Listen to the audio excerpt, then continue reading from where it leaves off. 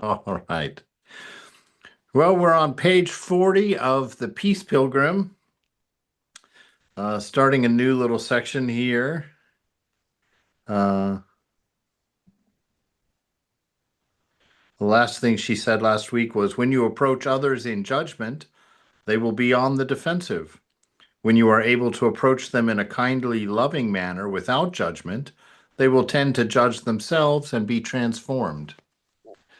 So that's the thing. It's very important for us to understand that mother's got her own thing going on. She's got every one of us exactly where we need to be, and she has got the program all planned out and ready to go. And I don't fully understand how all that works at this point, but I know that I probably am erring in that direction, in that I feel like these classes, it's mine to be available and to put them on since I enjoy them and I'm inspired to them. But as far as who comes and when they come, I really feel like that's mother's thing. That's she'll bring them, and if nobody comes, then we don't do the class. If lots of people come, we add another class. But I don't trouble myself about those things because they're here and they'll be here long after I'm not here, probably.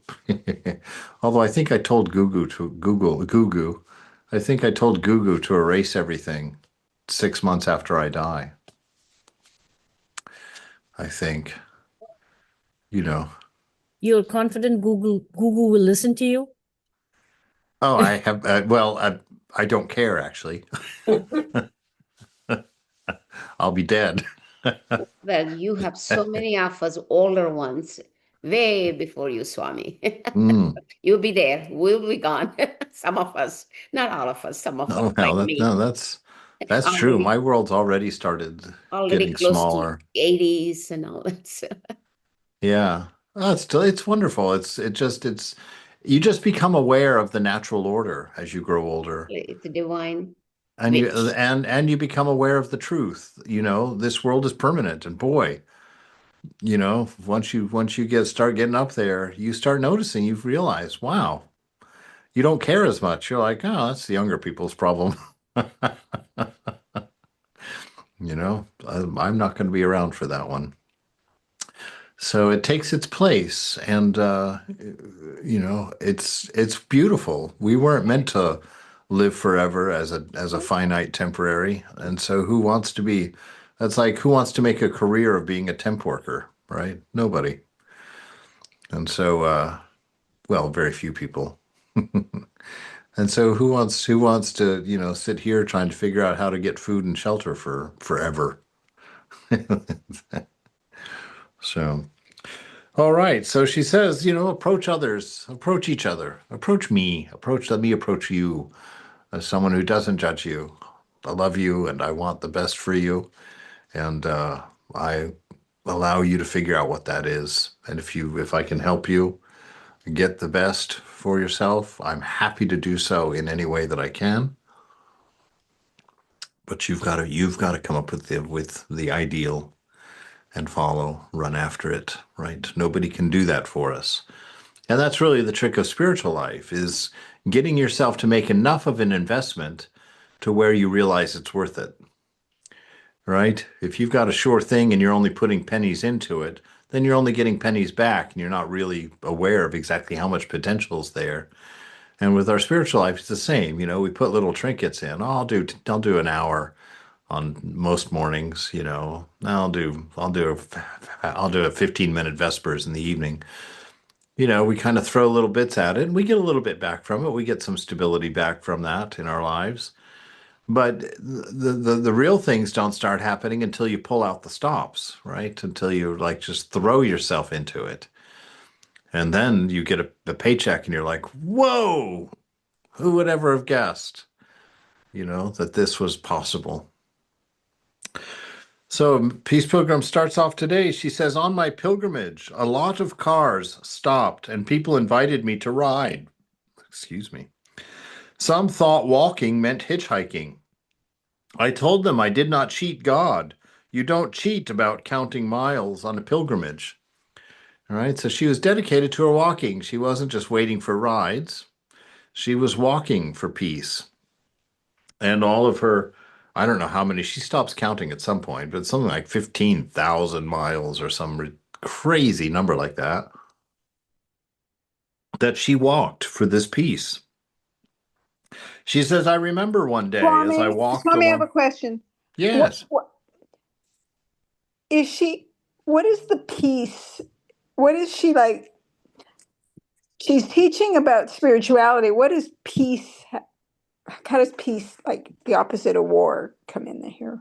Well, she is not teaching about spirituality. She was living in the Cold War, and she was terribly distressed by the constant potential of us blowing everybody up, and the insanity that was becoming apparent to us during that period of the need to like stop building thousands of bombs that could blow up the entire world. It's like we've got to come to some sanity.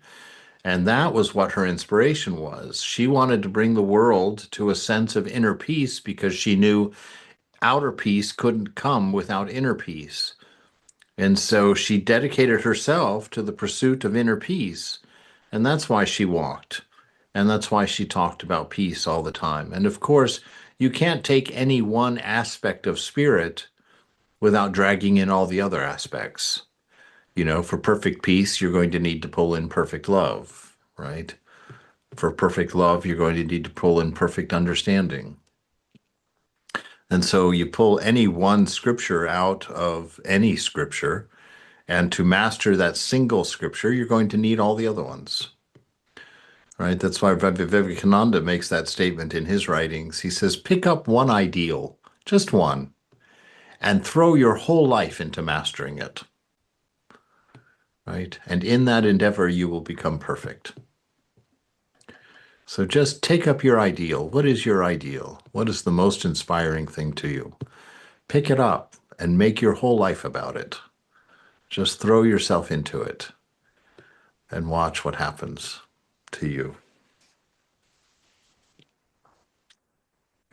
I remember one day I walked along the highway and a very nice car stopped, and the man inside said to me, "How wonderful that you are following your calling."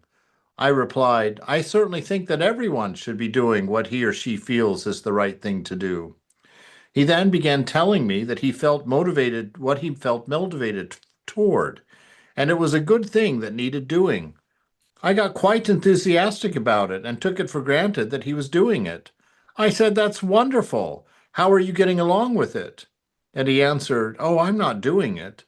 That kind of work doesn't pay anything." Whew, did you hear me?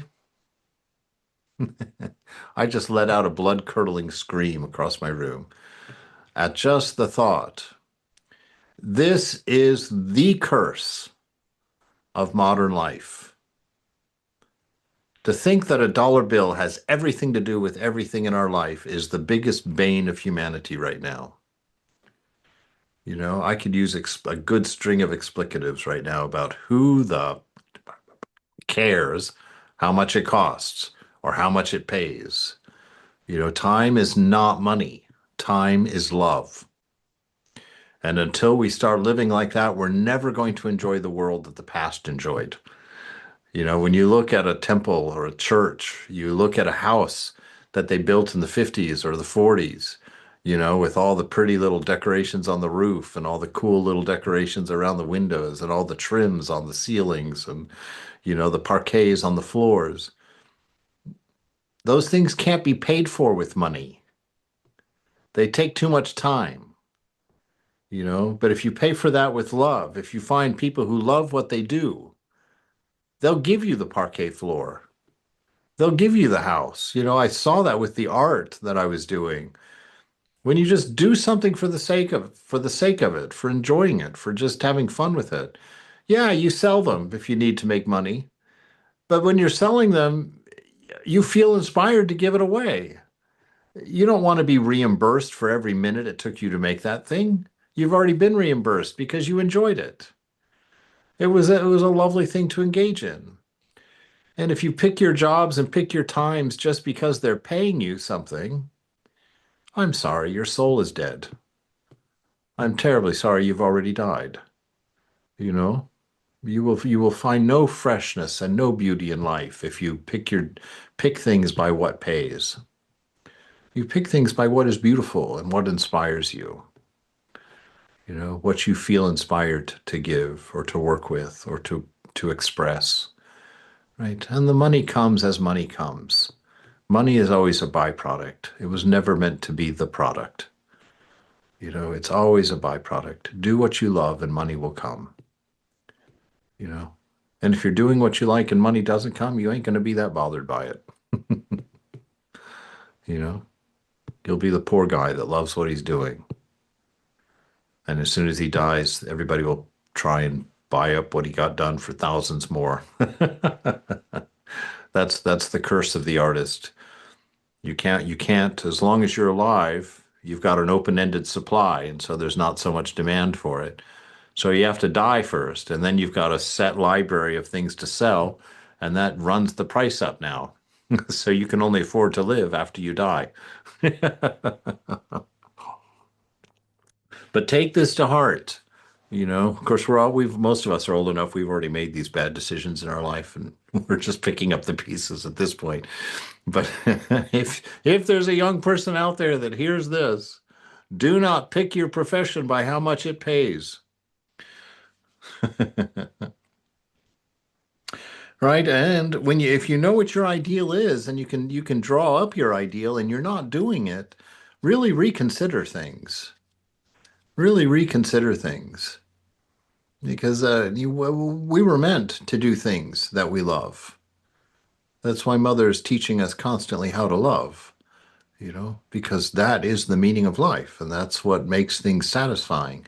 And when you invest your love into a creation, into an expression, that gives it its own sense of life, its own sense of beauty, right? And that's where we grow. That's where we find our contentment. And he answered, "Oh, I'm not doing it. That kind of work doesn't pay anything." I shall never forget how desperately unhappy that man was. In this materialistic age, we have such a false criteria by which we measure success. We measure it in terms of dollars, in terms of material things. But happiness and inner peace do not lie in that direction. If you know but do not do, you are a very unhappy person indeed. Right? You'll always feel like you compromised your way out of life. Right? You'll always feel, oh, look what I gave up because I wanted to have a bigger house. You know, look what I gave up because I wanted money, right? Rather than satisfaction. I had another roadside experience when a fine car stopped with a well-dressed couple inside who began to talk to me. I started to explain to them what I was doing. Suddenly, to my amazement, the man burst into tears. He said, "I've done nothing for peace, and you have done so much." And then there was that time when another man stopped his car to talk with me. He looked at me, not unkindly, but with extreme surprise and curiosity, as though he had just glimpsed a live dinosaur. "In this day and age," he exclaimed, "with all the wonderful opportunities the world has to offer, what under the sun made you get out and walk a pilgrimage for peace?" "In this day and age," I answered, "when humanity totters on the brink of a nuclear war of annihilation, it is not surprising that one life is dedicated to the cause of peace, but rather it is surprising that many lives are not similarly dedicated." Right? That's the real shock. The real shock is not that I'm trying to pursue an ideal of perfect love. The shock is that it's a very unpopular thing to do. Right? That's the shock. You know, the pursuit of wisdom, the pursuit of love, the pursuit of being, that's all of our classes are about. That's all that's all Vedanta. That's all religion is really about in its essence, in its purity, right? Throw your ego into anything and it's destroyed, right? Throw your selfishness into anything and it's destroyed. But throw love into something, throw wisdom into something, and something will always bloom. Something will always grow out of that. And it's usually the best surprise, right? Because love will never let you control it. Love just lets you dive in, take the chance, right? And come up laughing. But you never know why.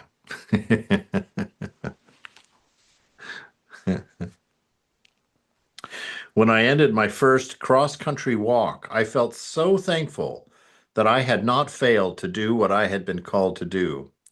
I either said or thought to myself, "Isn't it wonderful that God can do something through me?" Afterward, I slept at Grand Central Station Railroad Terminal in New York City. When I came into the state between sleep and wakefulness, I had an impression that an indescribably beautiful voice was speaking words of encouragement. Oh my God.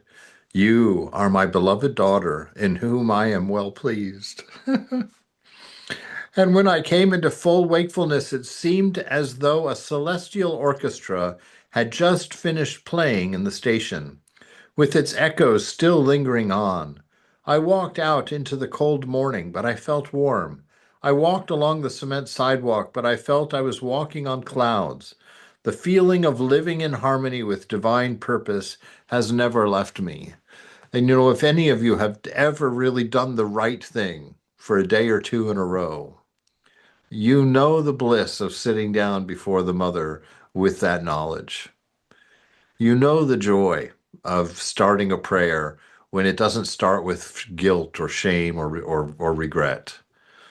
You know, the beauty of a prayer that's spoken from a good conscience, there is nothing like that.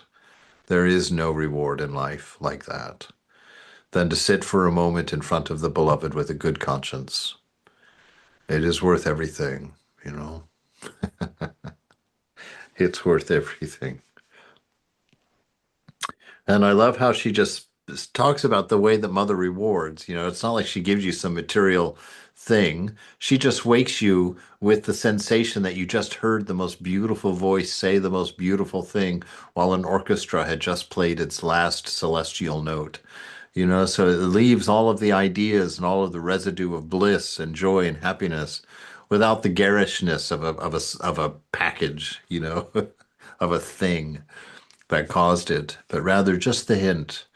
You know, it's like a beautiful person walking through the room, and you only notice because there's a faint hint of their perfume that goes by. You know, like, hmm. And then you imagine the person who walked in, like, wow. And the ideas of beauty and the ideas of love and the ideas of these things are so much more powerful than the thing itself because the ideas are in the realm of spirit, and that's where we are. And the idea of beauty is always severely more impressive than any beauty can be, right? The inspiration of the artist is always more beautiful than the art that's finally produced, right? It's got that ethereal, infinite quality to itself. It's not limited. And so the artist is never quite able to manifest the beauty that he sees in his mind's eye. But that's the wrestle, you know, that's the game.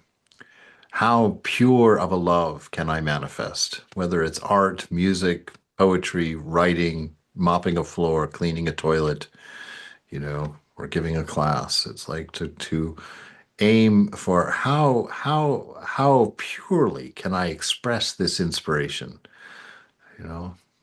And to make that your effort in life, how much love can I let out in a word, right? How much love can I put into this touch of this person, you know?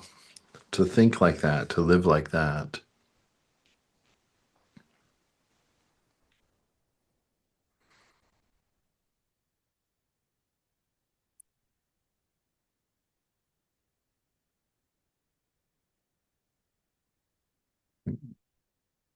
Chapter 4, Reflections on the Pilgrimage.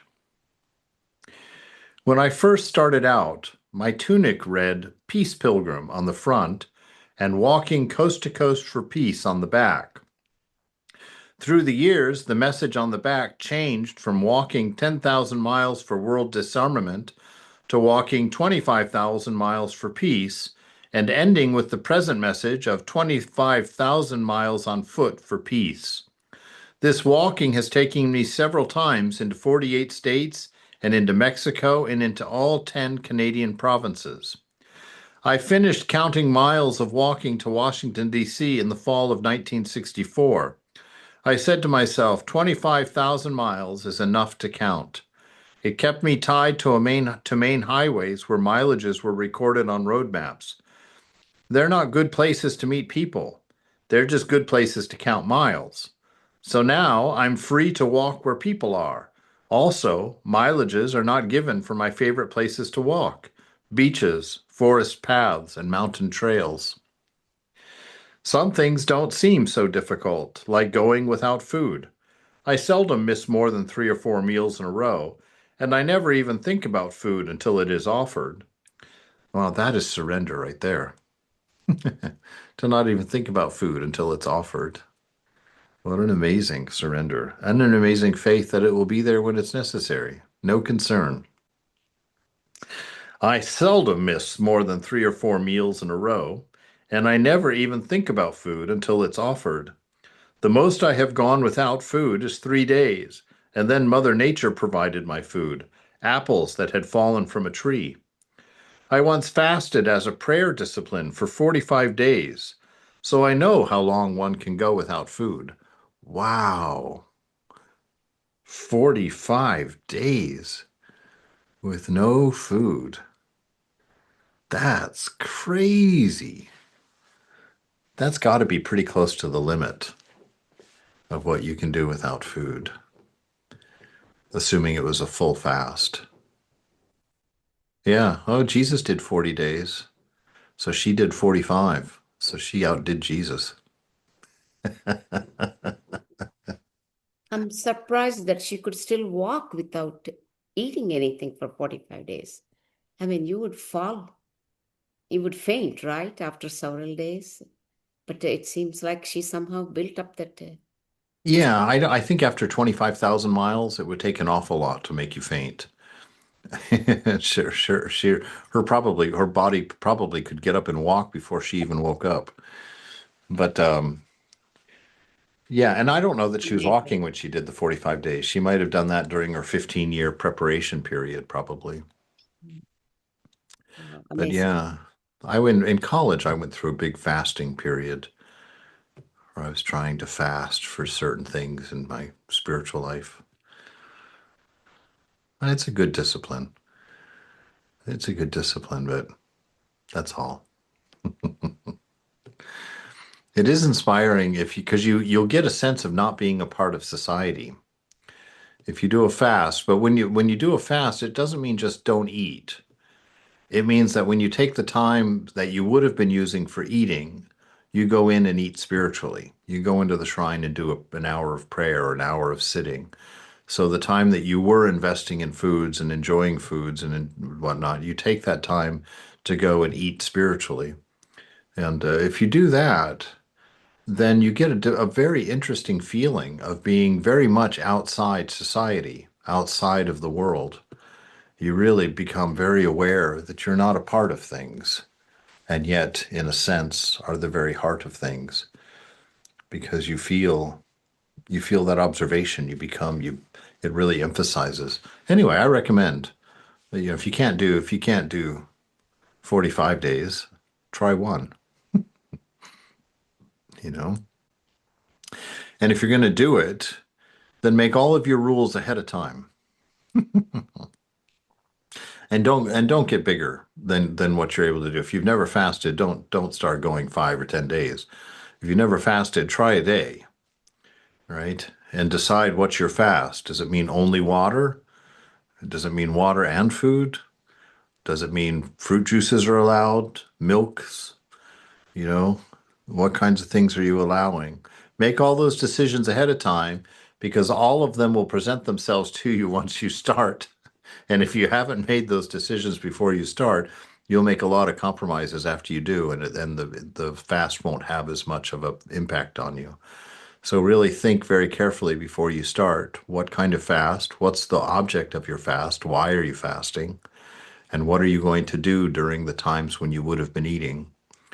right? And so plan those out. And if your fast is longer than 3 days, then plan some days of coming out gently, where you eat a lot of yogurts and kefir and things that rebuild your stomach, you know. Because if you do more than, well, 3 days probably wouldn't bother you, but if you go up to 7 days or 10 days, and then you just try and eat whatever you were going to eat before, your stomach's not going to be able to handle that. So don't. The discipline, really, fasts are very much about discipline and controlling your mind and your moods. But it's a very valuable practice. But 45 days, wow, that's really something. I once fasted as a prayer discipline for 45 days, so now I know how long one can go without food. My problem is not how to get enough to eat, it's how to graciously avoid getting too much. Everyone wants to overfeed me. I can tell you this can become true for a Swami too. But never mind. I was going to make yet another belly joke, and I was like, get over it. No, my problem is not getting enough to eat. It's how to graciously avoid getting too much. Everyone wants to overfeed me. And this is true. You will find that this is true anytime you make your life about an ideal. People want to support it. They want to. It's the human nature. It's if you start something that's sincere and beautiful, you're going to get tons of support. The divine will run around begging you to accept food, begging you to accept a place to stay. It's the nature of it. It's amazing how Mother does that for us. It's one of her wink, wink, nudge, nudges, where she makes you think that it's a world of hunger and a world of need, but then she shows you it's a world of abundance, right? You just have to be fearless and live your ideal purely, and Mother will take care of you. Going without sleep would be harder, although I can miss one night's sleep and I don't mind. Every once in a while I miss a night's sleep, but not for some time now. The last time was September of 1977, when I was in a truck stop. I had intended to sleep a little, but it was such a busy truck stop that I spent all night talking to truck drivers. The first thing after I went in, a truck driver who'd seen me on television wanted to buy me some food. I sat in a corner booth, and then the truck drivers started to arrive. And it was just one wave of truck drivers after another that were standing there and asking me questions and so forth. I actually talked to them all night, and I never did get to do any sleeping. After a while, somebody offered me breakfast, and I ate that and left.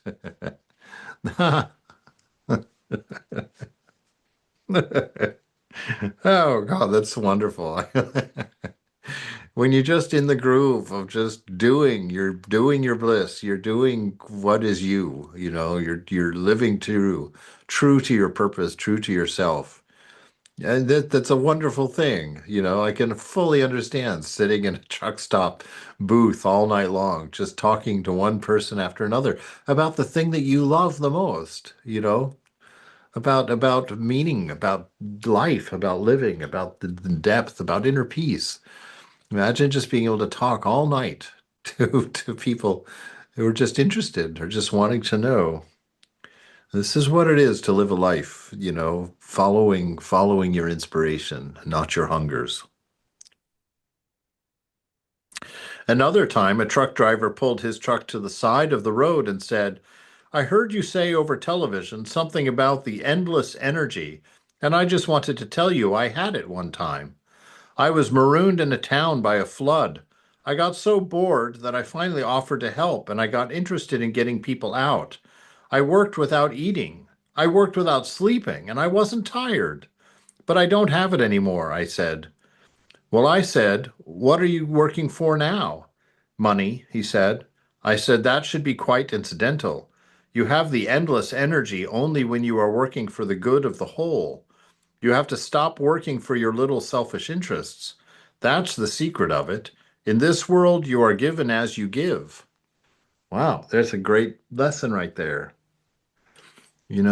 That's why we all get so convinced that this world is so hard to survive in, right? Because we're only doing work for our own benefit, to pay our own bills, to feed our own mouth.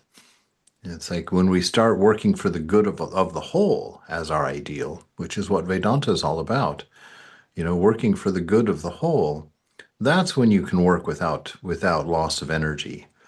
You read that in the direct disciples of Ramakrishna after he passed away and they were going out doing their teaching. And, some of them slept like 1 to 3 hours a night, starting orphanages and hospitals and just working themselves crazy.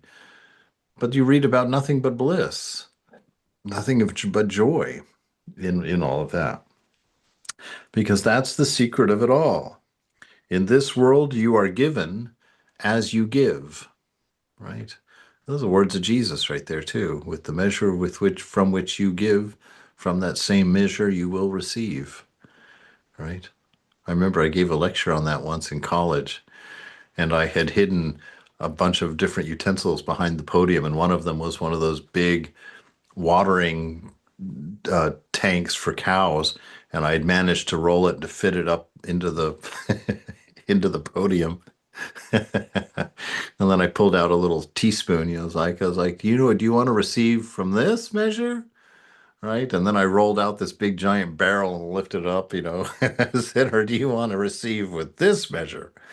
And I was like, choose the one you're going to use to give, and you have chosen the one from which you will receive. Right. And so that's the fun of it too. See how much you can give away. And when it starts hurting, give more. Because it's when it starts hurting that you're actually sacrificing. Up until then, you're just getting rid of excess. But when it starts hurting, then we're growing, right? Then we're growing. I usually average 25 miles a day walking, depending upon how many people stop to talk to me along the way. I've gone up to 50 miles in one day to keep an appointment or because there was no shelter available. On very cold nights, I walk through the night to keep warm. When the days are very warm, I do a lot of walking at night to avoid the heat. I have walked when the nights were filled with the scent of honeysuckle, the sight of fireflies, and the sound of whippoorwills. Once, a 6-foot fellow, confident he could outwalk me, walked with me for 33 miles. He gave up. When he gave up, his feet were blistered and his muscles ached. He was walking on his own strength. I wasn't. I was walking on that endless energy that comes from inner peace. Another time, a woman asked me if she could accompany me on the pilgrimage. She told me she wanted to get away from that husband of hers. Maybe she did have a calling, but her motive was not the highest. Another lady who wished to accompany me for a day could barely walk by afternoon. I sent her home by bus. Yes. This is why purifying is so important. All of the paths to God start with big purifications, right? And that purification really is this removal of me and mine, whether it's in your giving or in your ideal or in your efforts. We have to pull ourselves out of it, you know? It can't be about you. It's about the ideal, not your ideal, right? It's like you've got to get rid of the me and mine in the very center of your being. And then doing is itself more pure because the only impurity is me and mine, right? And so as you start to minimize that, that's how you touch this endless energy thing she's talking about. That's how you touch how the universe just throws sustenance at you. Look, she had to go hungry for some days, right? So she was willing to do it. But overall, she was fed sumptuously and sheltered effectively for her whole journey. It's such an amazing thing.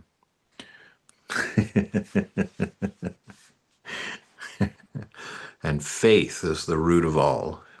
You have to believe it before you jump. I have never experienced any danger on my walks. Wow. She walked 25,000 miles and never experienced any danger on my walks. Wow.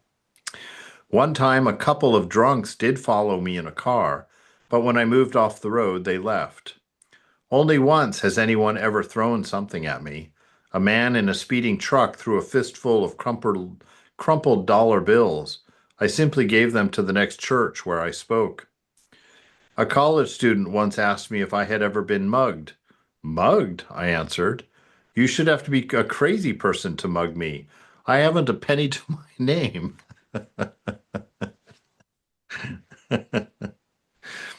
There was a time when I was walking out of town at sunset, and a well-to-do couple in a big house called me over.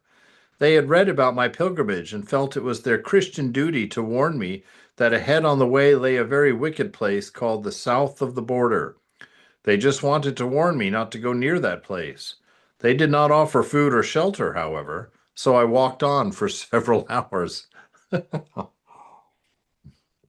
That's always the most helpful donation, advice. Yes, from someone who's not doing anything. Look at that. This is why we have to watch our hearts so we don't do things like that. There was a time when I was walking out of town at sunset and oh, there we go. No, they did not offer food or shelter, so I walked on for several hours. It was a very dark night with a heavy cloud over, and all of a sudden it started to rain. Big drops were coming down, and I was carrying a lot of unanswered mail. I looked for a place where there might be a shelter, and nearby I saw a combination gas station, restaurant, and motel. I ducked under the roof over the gas pumps and started to put the unanswered mail into the front of my tunic so it wouldn't get wet. The man from the gas station came running out and said, "Don't stand out there in the rain. Come into the restaurant." The man in the restaurant said, "Oh, we read all about you, and we would like to offer you a dinner or anything you want." By that time, I realized where I was. I was at the south of the border, the place that she had been warned about by the good, upstanding rich fellows up in at the last house. Yes, this is such a delight to read. This is what life is meant to be like, this adventure of seeing the grace of God unfold in front of you, taking a chance and laughing as all concern evaporates when you see that mother feeds you, mother clothes you, mother houses you, right? All you had to do was take that first step. All you had to do was find the courage to take that first step. And so this, turn this into the biggest encouragement possible for your spiritual life. The the levels of bliss that you've experienced in your life are not even pebbles of what's possible. The joy, the highest joy you've had in your life to this date, it it amounts to what my little dog Lulu used to pee on a walk. It's like the tiniest little amount. It's nothing. It's nothing. Life is full of bliss and full of joy, right? To the person who finds their ideal and lives for it, you know, lets go of everything else for it.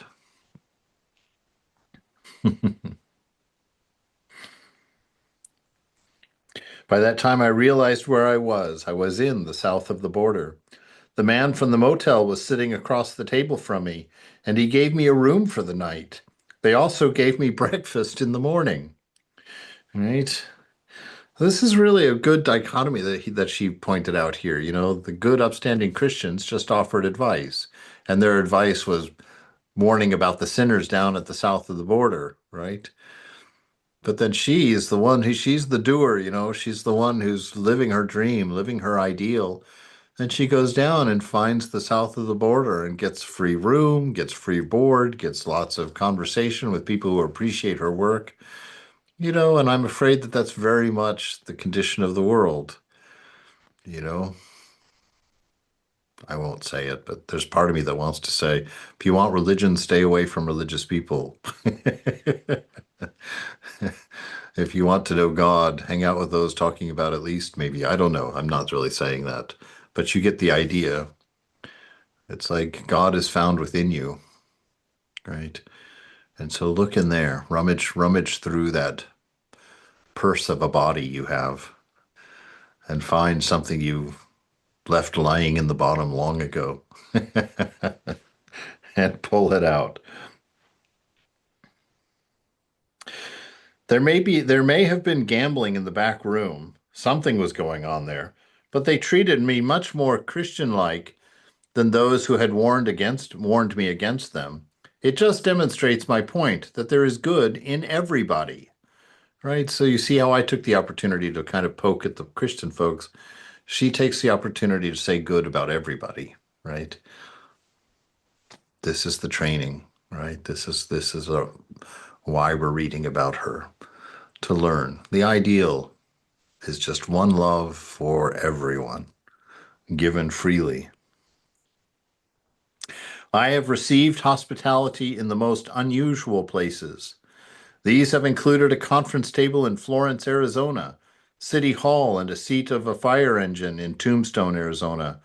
Once I was inadvertently locked for 13 hours in an icy gas station bathroom. My accommodations were quiet and private, although I was quite chilly.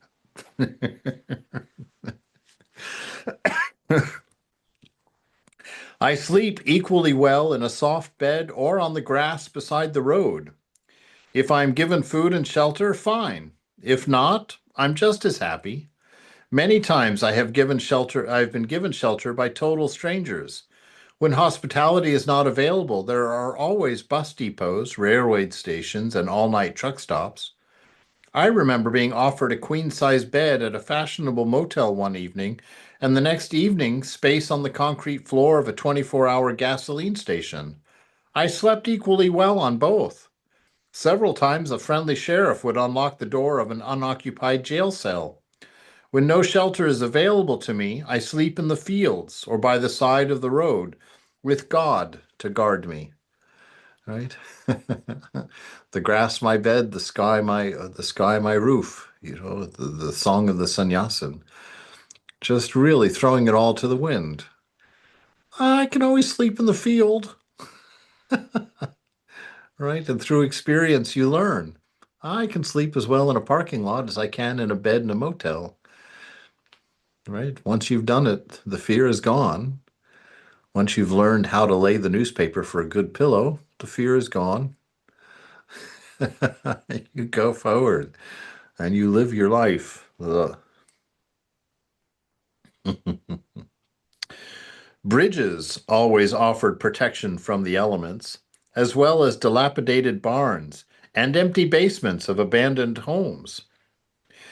Culverts and large pipes often served as lodging, but one of my favorite places to sleep is a large haystack piled in an accessible field on a clear night. The stars are my blanket. Cemeteries are also wonderful places to sleep for the night. They are quiet, the grass is always neatly trimmed, and nobody bothers you there. No, there is no intrusion upon the departed spirits. I wish them peace, they understand. But a picnic table at a nearby road stop, a gathering of pine needles in a nearby brush, or the cushion of a blossoming wheat field could serve me all equally as well. What a God, can't you just feel your soul screaming for this inside? Can't you just feel it? You just that freedom that she's showing us. God, everything in me is like, let's go. Let's go. Yes, indeed. Oh my goodness. Pull out the stops, right? Take the chance you've been afraid to take. Follow your faith.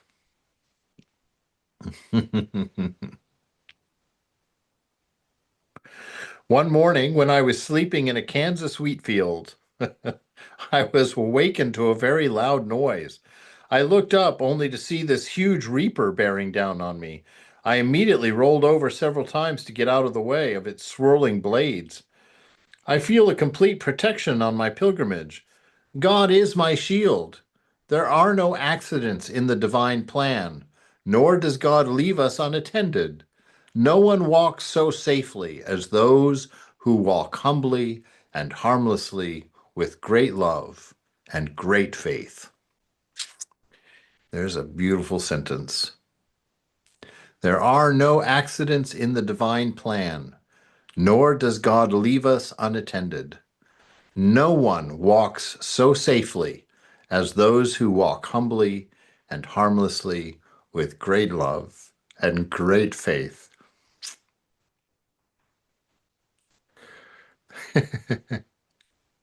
That's when someone stands up in the congregation, Amen, sister, preach it.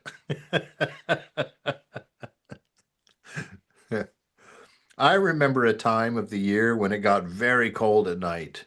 It went below freezing, but then it warmed up a little in the daytime, so the days were fairly pleasant. It was in the fall, and there were dry leaves on the ground. I was in the middle of the woods, and there wasn't a town for miles around. It was sunset, and it was Sunday. Someone had read a thick Sunday newspaper and tossed it beside the road, like they shouldn't, but they do. I picked it up and walked off the road and found a thick evergreen tree. Underneath it, there was a little depression where some leaves had blown. I pushed a lot of the leaves into that depression. Then I put some paper down and placed the rest of the paper over me. When I woke in the morning, there was a thick white frost over everything, but the evergreen tree had kept it off of me, and I was snug and warm in my nest of leaves and paper. That's just a tip in case you get caught out some night. Wow. Hmm. All right, we'll go for another one here. Most people interested in vacations are those who are doing things they are not called to do, which they want to get away from for a while. I couldn't imagine feeling the need of a vacation from my pilgrimage. How good it is to travel south in the fall of the year, experiencing the tranquil beauty of the harvest time, but staying ahead of the frost, experiencing the brilliant beauty of the autumn leaves, but traveling on before they are swept from the trees. How good it is to travel north with the spring and to enjoy the spring flowers for several months instead of several weeks. I have had both of these wonderful experiences in the middle of the country. During a 1,000-mile walk through New England, which began in Greenwich, Connecticut, and ended in Burlington, Vermont, I zigzagged a lot to walk through not only the large towns, but also the smaller towns to which I had been invited. I started among the apple blossoms. I walked among them when they were pink buds, and when their falling petals when they were as white as falling snow. I ended among the ripened apples, which supplied me with some tasty meals. In between, I fasted on luscious wild strawberries and blackberries and blueberries. Throughout the country, I saw much Connie, super high, Connie, yes, did she say she fasted on berries or she feasted on berries? feasted, Okay. yes. Throughout the country, I saw much superhighway construction, and I noticed that these super roads tended to run in the valleys, tunneling through the mountains and sometimes under the rivers. I'm glad that on my pilgrimage I usually followed the odd roads that climbed the mountains. What wonderful vistas there were to reward those who attained the summit. Sometimes views of towns or roads where I had walked or would walk. Sometimes views of valleys covered with fields and orchards. I know that this is an age of efficiency and that superhighways are much more efficient, but I hope there will always be some scenic roads too, some roads that climb the mountains. Indeed, I was just talking with one of my friends here today who came over and we had some good meditation and we were talking about this, to start investing in community, in life again. Going out and finding people to talk to and finding people to serve and finding people to meet and, just coming back, getting off of our screens and coming back to humanity, and to start this adventure, to grow like this. Don't just stay on the superhighway. Take the roads that are hard to take, the roads that climb the mountain, right? And enjoy the view.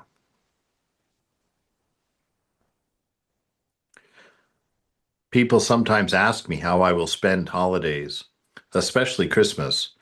I have spent many of them walking. Many people go for a drive on a holiday, so it is a good time to contact people. I remember one Christmas Eve when I slept out under the stars. One planet was so bright that just a little imagination could transform it into the great star of Bethlehem. The next day, at a temperature of 80 degrees, I walked into New Orleans to find poinsettias blooming abundantly for Christmas and to find some fine new friends. I spent one Christmas in Fort Worth, Texas, where the towers and the tall buildings were outlined with colored lights, presenting an unforgettable picture as I walked into the city. That day I was given the welcome present of enough time to catch up with my mail. People sometimes asked me if I do not feel lonely on holidays. How can I feel lonely when I live in the constant awareness of God's presence? I love and I enjoy being with people, but when I am alone, I enjoy being alone with God. Right, so that is the truth of it. We're never alone. Alone is in the company of the beloved. And that's another one of those things in faith. If we stop being alone, but stop being afraid of being alone, we can enjoy being alone. Right? If we can stop convincing ourselves we need so many things, we would find our contentment in so little. But faith is the only thing that can take you there. Fear will want to keep you collecting and grabbing and holding and bracing. All right, we'll stop there.